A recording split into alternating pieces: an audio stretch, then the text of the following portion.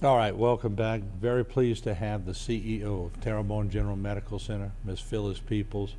And I have interviewed you about a lot of things.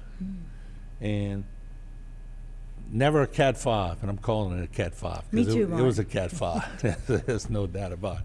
But we're right in the middle of COVID. We were talking to you about all that. Then this thing hits, and what's it been like? Interesting.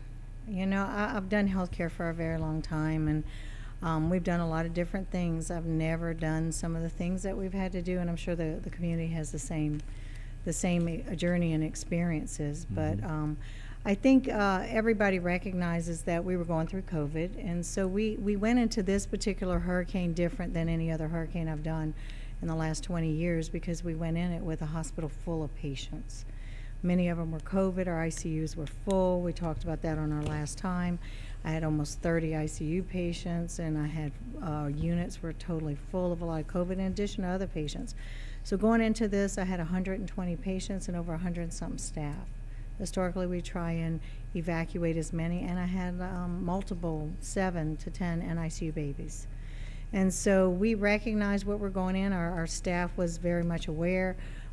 They were ready. Our docs stayed in-house. People don't realize when you have that kind of catastrophic event coming your way, you have to have medical care in-house. And so either they have to be able to get to the organization assuredly, but you got to have anesthesia, you got to have OB, you got to have a general surgeon, we have to have hospitalists, we got to have an intensivist, we got to have pulmonologists, you got to have cardiology. There's a lot of representation for after the storm. Can they be there? They were all there, but again, the event had a different model for us, and that was different, and seemed to hit us pretty good. And there's some of the winds out the front door of one of your facilities, and it was rip-roaring. Well, those doors blew open, and that was in our medical atrium building, and we weren't aware, but it was so fierce that, it was 155-mile-an-hour wind or more, and we had a really difficult time even trying to shut those doors, but it gives you a flavor of what we were experiencing that evening. Yeah, and let me ask you, because you're right. Of all the times to have a Cat 5 come right over Terrebonne General was when you're full. But what was, the logistics, I can only imagine. I've been asking every senator, every congressman that if we don't have community hospital, we're dead in the water.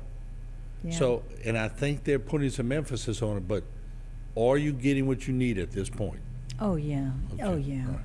I have to say, and I'm glad you say that, Martin, because, again, without having a hospital, and, again, I want to put Shawbeer and St. Anne, Lady of the Sea, they all went down, and they went down before, we did. We felt our building was extraordinarily strong, but so did everybody, right? Yeah. St. Charles, so you lost total health care in our community. Thibodeau Regional stepped up. They're still taking care of patients, and I want to do a shout out to them and their staff. They're doing it in heat and whatever, and so it only motivates us extraordinarily much. That's not even correct English, but you got the idea. It motivates us a whole lot to try and get online as fast as possible to be able to help take care of our region like we always have, and to take the weight off of some of that. So we're working really, really hard.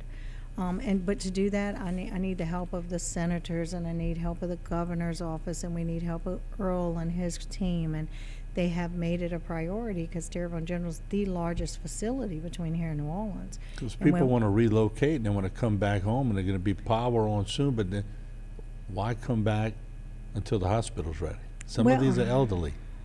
Absolutely, absolutely.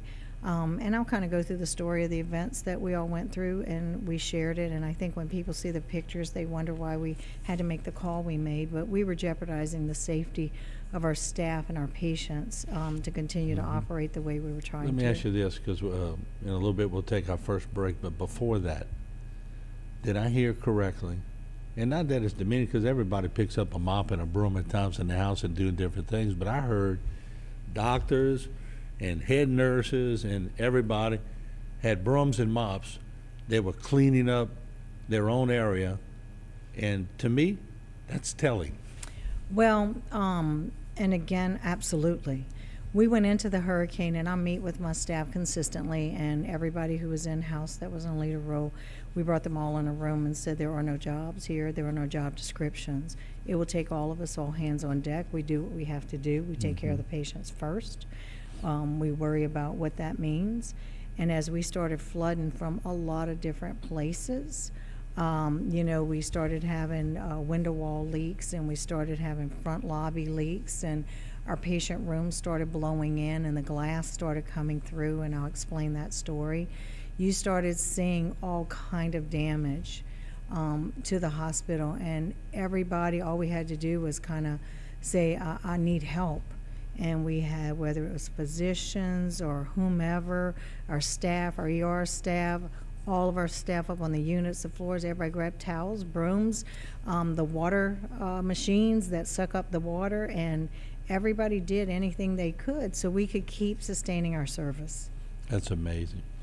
I want to take a short break. We're going to continue our conversation with Miss Phyllis Peoples, and I want to talk about, we're going to show you the damage, talk about the damage, talk about the time period it will take to get it fixed, and talk about what you as a community can do to keep our community hospital. We'll be right back.